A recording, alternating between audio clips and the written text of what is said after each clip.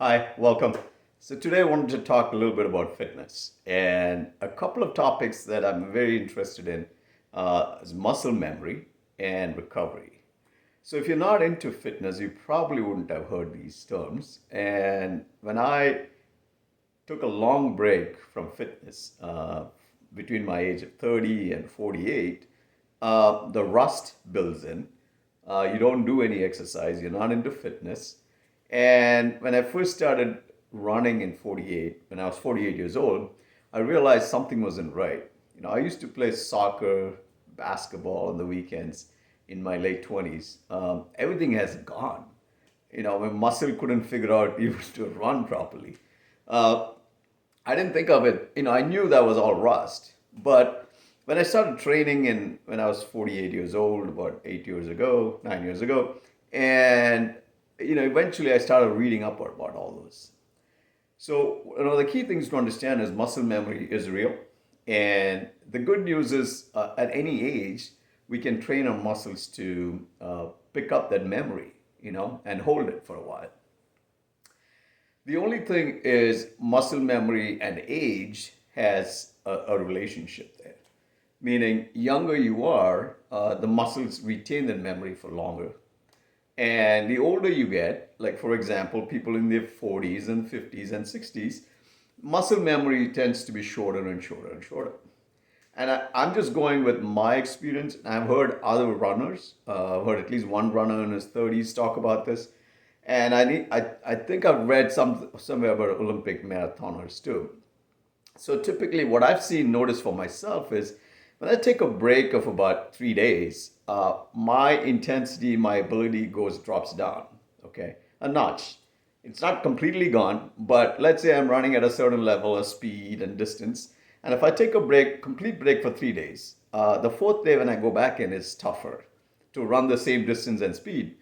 Uh, and that, so basically, you're already beginning to, if I can call that muscle memory, you're already beginning to lose it after 3 days.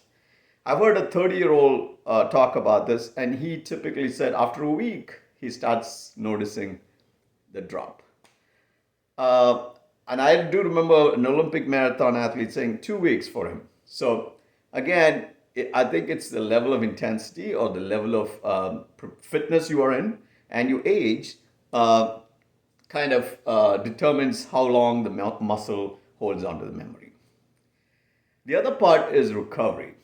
So, the interesting part with recovery, I think most of us probably are hearing about it. Those of us who have smartwatches now, they do measure your recovery. Most of it is based on your heart rate. So, if you had a very intense workout today, your recovery is going to take longer time, right? So, a lot of it is determined by how long the recovery is going to be based on your heart rate. And obviously, age comes into play as well with recovery.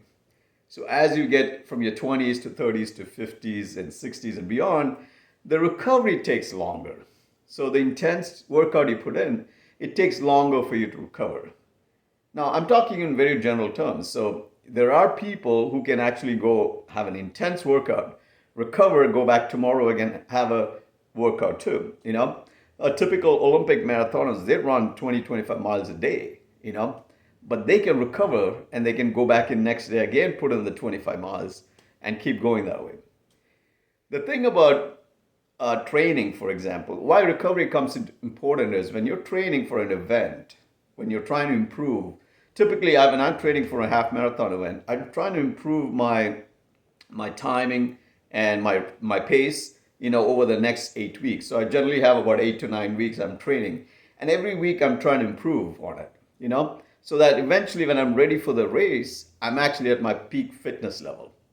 So in order to do that, you actually have to utilize both muscle memory and recovery. You know, those are both tools you can actually use to get there.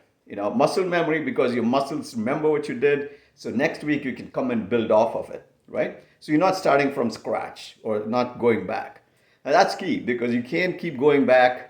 So if you don't run enough, for example, if you run only a day or two a week, it's very difficult to come back next week and build on top. So that's why my advice would be for people to run many days a week if you want to keep getting better.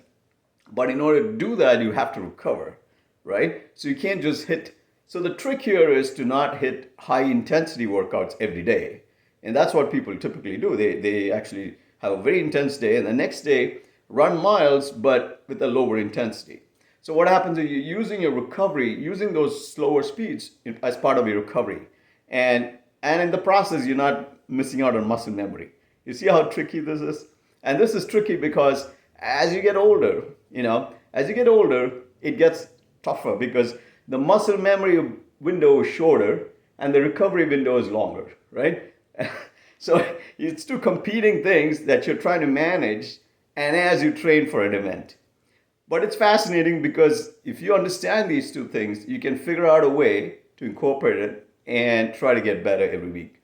So I'm giving you things that are based on my experience. It's not medical knowledge, and there is a lot of information out there you can read up on about muscle memory and recovery. There are many techniques for recovery, good night's sleep, eating right, eating vegetables, fruits, eating whole grains, eating nuts, proteins. Those are all standard things. Okay, you gotta have a good night's sleep for all recovery. So those things come into play anyway. And are there factors that help improve muscle memory? I don't really know. I think you got to keep healthy so that your muscles can build on it. Now, I'm purely talking in terms of running, and every sport, I'm sure there's a lot of equivalent things you can talk about, right? If you're lifting weights, people say, take a break from those muscles. Don't do the same muscles every day. So every activity or sport or fitness regimen, you have to figure out what works for you and incorporate those things into your training. So again, I just want to touch upon muscle memory. Don't forget about that, and recovery. So those two things are an important part when you're training for an event, or you're just a beginner, or even trying to figure out how to improve yourself over over this period of time. So, all right, hopefully you got something out of this, and I just wanted to get this off my chest before I had these thoughts on it. And I know it's good to talk about these things, and hopefully somebody out there gets a benefit out of it. Thank you.